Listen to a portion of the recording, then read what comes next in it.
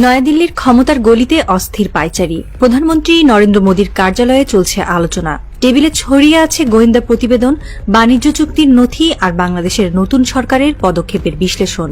মোদী, যিনি একদিন দক্ষিণ এশিয়ার রাজনীতির দাবার বোর্ডে একছত্র আধিপত্য বিস্তার করেছিলেন, এখন মুখোমুখি এক অপ্রত্যাশিত প্রতিপক্ষের, মোহাম্মদ ইউনূস।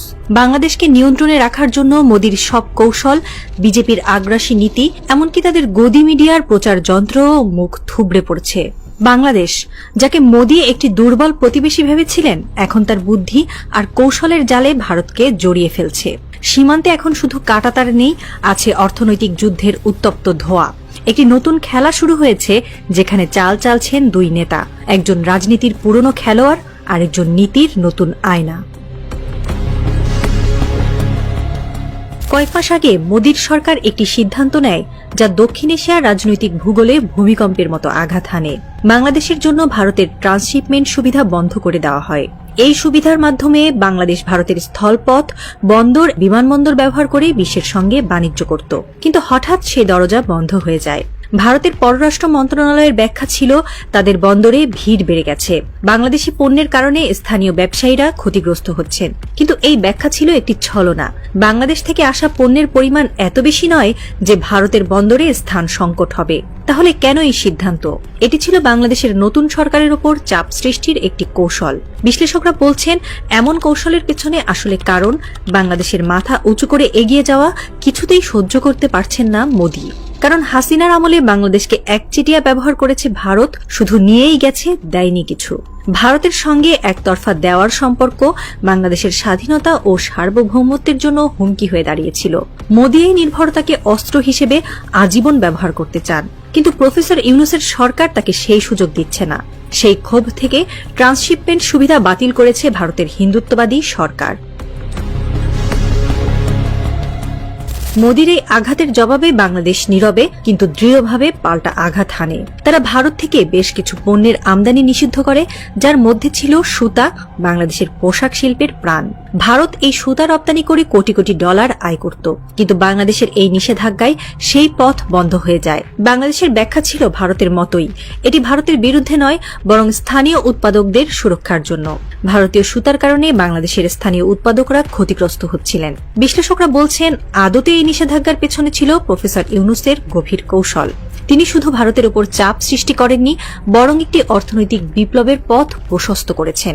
মোদী যেখানে বাণিজ্য যুদ্ধে জয়ের স্বপ্ন দেখেছিলেন, সেখানে প্রফেসর ইউনূস জানিয়ে দিয়েছেন, যেমন করবেন মোদী, কড়াই গণ্ডায় তার সব ফেরত পাবেন পাল্টায়।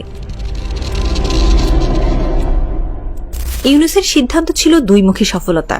প্রথমত, স্থানীয় সুতা উৎপাদনকারীরা স্বস্তির নিঃশ্বাস ফেলেছে, ডলার বহিঃপ্রবাহ হ্রাস পেয়েছে। দ্বিতীয়ত, ভারতের অর্থনীতির একটি নির্ভরযোগ্য বাজার ধসে পড়েছে। সবচেয়ে বেশি ক্ষতিগ্রস্ত হয়েছে পশ্চিমবঙ্গ, যেখানে বাংলাদেশ ভিত্তিক ব্যবসার উপর অনেক কিছু দাঁড়িয়ে আছে। পশ্চিমবঙ্গের ব্যবসায়ীরা প্রকাশ্যে মোদীর সিদ্ধান্তের বিরুদ্ধে ক্ষোভ প্রকাশ করেছেন। তারা বলছেন, দিল্লির সিদ্ধান্ত গুজরাট বা উত্তর ভারতের জন্য নেওয়া হলেও ধ্বংস হচ্ছে পূর্ব ভারতের প্রাণ, বাংলাদেশ সংযোগ। প্রতি বছর প্রায় 10 বিলিয়ন ডলারের বাণিজ্য আজ হুমকির মুখে। রাজনৈতিক বিশ্লেষকরা আরও বলছেন, পশ্চিমবঙ্গে বিজেপির রাজনৈতিক ভবিষ্যৎও এই সিদ্ধান্তের ফলে ক্ষতিগ্রস্ত হতে পারে। বাংলাদেশ এখানেই থেমে নেই। ইউনূস সরকার ভারতের নির্ভরতা কমিয়ে নতুন দিগন্তের খোঁজে RCEP জোটে যোগদানের আগ্রহ প্রকাশ করেছে। এই জোটে চীন, জাপান, দক্ষিণ কোরিয়া, অস্ট্রেলিয়া সহ বিশ্বের 15টি দেশ রয়েছে, যারা বিশ্ব অর্থনীতির 30% নিয়ন্ত্রণ করে। RCEPর সদস্য হয়ে বাংলাদেশ নতুন বাজারে প্রবেশ করতে চায়। এতে ভারতের উপর একক নির্ভরতা কমবে এবং বাংলাদেশ একটি বৈচিত্র্যময় বৈশ্বিক চেইনের অংশ হয়ে উঠবে। ইউনূসের এই উদ্যোগে চীনেরও নীরব উৎসাহ আছে বলেই ধারণা করছেন বিশ্লেষকরা। দক্ষিণ এশিয়ায় ভারতের একছত্র আধিপত্যে চীনের দীর্ঘদিনের বিরক্তি এই সমীকরণে নতুন মাত্রা যোগ করেছে। রোদ ফোটার সঙ্গে সঙ্গে স্পষ্ট হয়ে উঠছে একটি নতুন রাজনৈতিক বাস্তবতা। ইউনূস মোদীর কৌশলগুলো একে একে নিষ্ক্রিয় করে দিয়েছেন। শেখ হাসিনার ছায়া সরিয়ে তিনি বাংলাদেশকে দিয়েছেন একটি নতুন পথ, নতুন কূটনৈতিক দৃষ্টিভঙ্গি। ভারত বাংলাদেশের বাণিজ্য যুদ্ধের পরবর্তী অধ্যায় কি হবে তা এখনো অজানা। তবে একটি সত্য ইতোমধ্যেই ইতিহাসে লেখা হয়েছে, বাংলাদেশ এখন আর কারো অনুকম্পায় চলে না। তারা নিজের পথ নিজেই খুঁজে নিচ্ছে। নতুন অর্থনীতির কারিগর প্রফেসর ইউনূস হয়তো এক নতুন দক্ষিণ এশিয়ার গল্প লিখছেন, যেখানে বাংলাদেশ শুধু অনুসরণ করে না, নেতৃত্ব দেয়।